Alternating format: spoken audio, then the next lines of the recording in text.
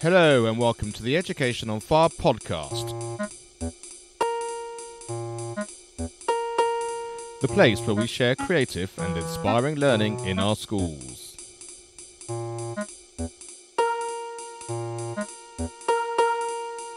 Season 3, Episode 31. Hello and welcome to the Education on Fire podcast with me, Mark Taylor. I hope you've had a nice couple of weeks since you last heard me speaking on the Season 2 finale when we were just finishing off our computing and edtech season. So I wanted to come back on and talk to you about Season 3 and how you can be involved. So no matter where you are in the world, I'm really keen to find out what children would like their learning experience to be. If we're starting from a blank canvas, what I've done is I've created 10 questions which I'd like you to answer, and these questions can be answered and you can get in contact in different ways. I'm looking for people to actually be on the podcast, and if you're living in the UK, certainly around the Midlands, I'm happy to come and record face to face. If you're a bit further afield, then we can record via Skype and do an interview that way, and we can do it with a group of children together, or it can be one-on-one, whatever you think people will be most comfortable with. If you'd rather, you can create your own blog post and send it to me, and I'll put it on the website, or you can create your own video vlog idea and any of those things which you'd normally put onto your school website. Just send me a link and I'll share that on my website too. So just want to get a conversation going, sort of let people's imaginations run wild and see what they are. So what I've done is I've created 10 questions as a template to sort of find out, what really children would be inspired by if they had that blank canvas to create their own classroom. And I'll just take you through the 10 questions quickly, and you'll be able to find them on the educationonfire.com website. It's on a blog post there, so just go to the homepage and you'll be able to see it.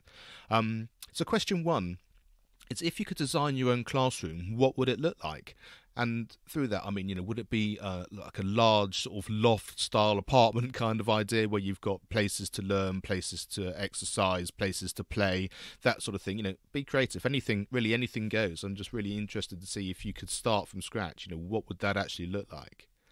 And sort of following on from that in question 2, how would you create your day and how would you spend your time? So if you could just split your day up, would you be spending all of it inside, all of it outside? What percentage of each? How much would it be studying compared to how much would it be exercise? How much time would you spend on your own? How much time with others? Playing games, or whether you might be doing a project-based thing rather than just literally sort of rote learning. And what would your perfect day look like, and how would you like it to be day in, day out, and just really get an understanding of what an exciting day would be. What would make you jump out of bed and think, yes, I've got school today, and this is what we're going to be doing. Question 3 is, how do you assess your progress? So this isn't progress based on what any given government thinks you should be at any given age, but how do you, as a student and obviously as a teacher, as we're chatting, how do we progress? How do we assess that progression? How do you go about that? How would you do that if you had complete choice? Having some kind of framework to say, right, today you're able to speak and spell 5 words, and what we're looking for is tomorrow for that to be 6, and then the day after that 7, and just having a real sort of day-by-day progression. How do you assess that? Is that purely that kind of day-by-day improvement, or is it slightly different to that? Is it kind of, well, in this half term or this term, I've seen you get more physically fit. I've seen you be much more caring, more considerate, having a bit more understanding of other people. How do you see that progress, and how would you assess that? And it might, I just think, not even be written down. It might just be a conversation that you're having with each child each day. Have a real think about how that would be, and also how that's therefore moving towards the goals or the dreams or an accomplishment even maybe which each child is trying to achieve. Number 4 is, how often do you discuss and how often do you think about other things? Things like, what do you eat? How much exercise are you doing? Breathing, which is such an integral part of our general well-being. How much sleep is everyone getting? Is it important? And how do you have some kind of routine to help you get to sleep? Talking about mindfulness, talking about gratitude, talking about volunteering, actually giving something back. We live in quite a self-centered society a lot of the time, and actually discussing, what is it that I can do for someone else? How often does that happen in class, and is it something you think you would like to spend more time talking about, if indeed you had that opportunity to create this new kind of day that we're talking about. Number 5 is, how often do you discuss and think about life in your class? Often you hear about babies being born, but how often do you also talk about people dying? Often, there may be grandparents that have passed on. There's a great thing that happens in my kids' school, where they used to ring an old school bell every time a baby was born, and it's such a wonderful, exciting thing for everybody. But much more difficult to talk about the end of life, but in that sort of natural cycle of things, in that kind of understanding that we're all going to die, I think is a really important thing, because what it does is it brings us back to think, but how do we want to live our days today while we are alive, while we are thriving? What is it we'd like to do? And I think having that overall arc of understanding the cycle of life is a really important thing, and certainly something to be talked about with children. And I think we generally find that they're much more knowledgeable and understanding about this than we often would assume. Number 6 is, how often do you discuss money, budget, savings, financial planning, the sort of the day-to-day important things that we all need to understand? I often find it interesting that my kids can do some all manner of fantastic maths, but then we come slightly apart when we're trying to organise simple budget things like, I need some change. Can I give you this £5 note, and can I have 5 ones in return? So you've got the same amount of money, but actually I just need the change. And certainly when they're younger, often they find that quite a difficult concept to do. So just, sort of the day-to-day important things. Can you go to the shop? Here's some money to buy X, Y, and Z. Can you bring me back the change? How much change do you think it's going to be? Just that general understanding, which is really important. And maybe you think it's something you shouldn't do in school, but I would say that actually it's a really important thing, sort of, and even having a financial plan around a project that maybe you're doing at school, all that sort of thing. Be interested to know how often that comes into the work that you're doing and in the discussions that you're having in class. Number 7 is about, do you work with a mentor? And do you know what a mentor is?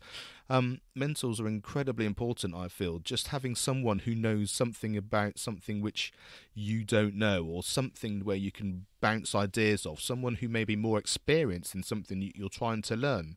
And that could be another adult from a child's point of view, but it might also just be someone 2 or 3 years older than them. I think some of the greatest work that goes on in some schools is just having maybe a year 6 student, age 10, age 11, helping reception, or year 1 or year 2 student learning to read or learning with a bit of maths, because it really just changes the whole dynamic of learning.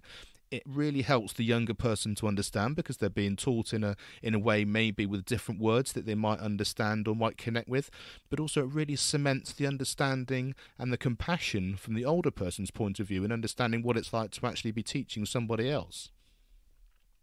And slightly back on sort of a more project idea for number 8, how often do you lead a team of people? How often do you give a child or a group of children the chance to lead a project, have complete creative control on where it's going to go, even if there's maybe a boundary and an umbrella of what you're trying to achieve?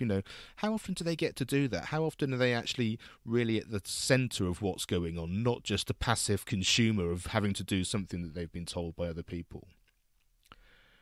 Number 9 is, how do you like working on real projects that are relevant to you? So it might be fundraising for the school. It might be an event that's going on in your local community, a school production, maybe a concert or a sports event. But where you get involved in the whole organising of it, maybe you need to do a budget for it. Maybe you're going to go out and speak to the community and ask them if they'd like to be participating in whatever it is that you're doing. Actually, if you're doing a school production, how much does it cost to hire some of the lighting or the staging? Or where do you actually go to get the rights to do something? Should you write a letter about it? Can you blog about it afterwards and let people know what was going on? And as a student, as a child, do you feel that that's more exciting because it's relevant to what's happening now, using all the skills that you're learning, actually having it with an event which is actually relevant?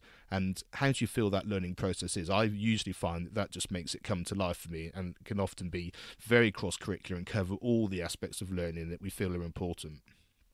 And then finally, number 10, of all the things that you enjoy doing at school, do they happen during the school curriculum time, or do they often happen after school, in after school clubs or something you do outside of school? Because for me, I often find that certainly some of my children, it's the after-school clubs, it's the Hot Shots, which is a basketball club, or a U-Dance, which is a dancing club. But they're things that we pay for, either before school or after school. And if that becomes a bit of a theme, and lots of children are in the same boat, maybe we should be thinking about having some of these as an integral part of what's going on during the school day, so that they're not extras that you have to pay for, but they're an integral part of what every child gets to do to develop their skills and have the fun the same as everybody else. So if this sounds like the sort of thing you want to answer, you want to discuss this with your children in school, as I said, drop me a line and we can, after you've had your conversation, we can come on the podcast and I can chat to them and we can interview it and it'll go out live on the podcast. If you just want to use them as a framework and write a blog, or just answer the questions and send them to me and I can put them on the website, that's absolutely fine too.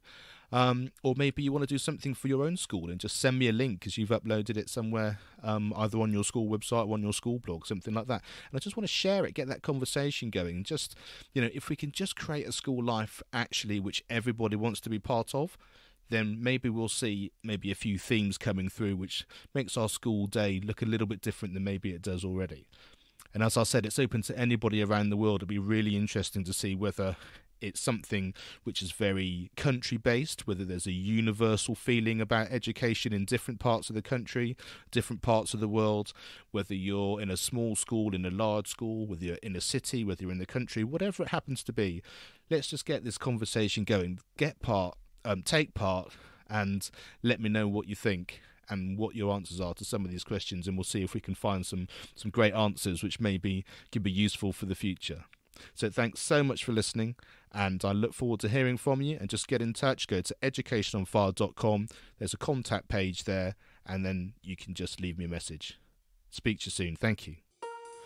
Thanks for listening to the Education on Fire podcast. For more information of each episode and to get in touch, go to educationonfire.com.